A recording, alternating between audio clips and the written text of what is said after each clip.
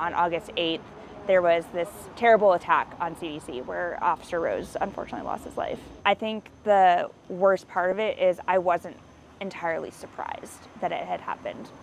Seeing all these first responders lined up along this road that I've driven down thousands of times probably, it was terrifying. I think we're all still processing it because there's been such turmoil and chaos leading up to this. Hearing about the child care center and all those kids that were, some of them were outside when the bullets started flying, and I can't even imagine how terrifying that would be. The bullets that were, shot at CDC were over the rest of the campus, which includes part of the daycare. So they were very aware that it had happened. They were scrambling to get kids inside, all of that. It's hard to really wrap your brain around. I think in this country, unfortunately, when we send our kids to school, like primary school, elementary school, this is something we were thinking about. It's just really tragic that when this happened, my kid had just turned a year old. He doesn't even know words and can't speak, and he's experienced this really serious tragedy that there are no words for it.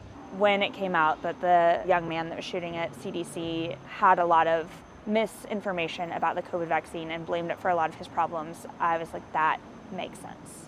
My expertise is in social media, so I see a lot of the misinformation. I've seen the comments of people who think that the people at CDC, the workers at CDC, deserve to die. It was also a shooting that was a blip in the news. The shooting happened August 8th, and 10 days later, almost the entire division of violence prevention was separated permanently. Despite words of saying that they condemn violence, the actions say otherwise. We're normal people. We're moms, we're dads, we're spouses.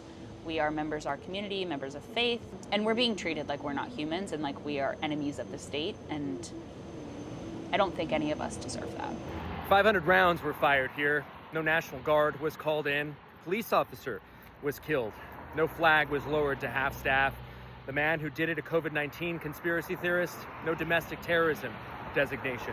For all the fanfare for the Trump administration about extreme violence in this country, this incident here just shows how selective they are when it comes to what they consider extreme.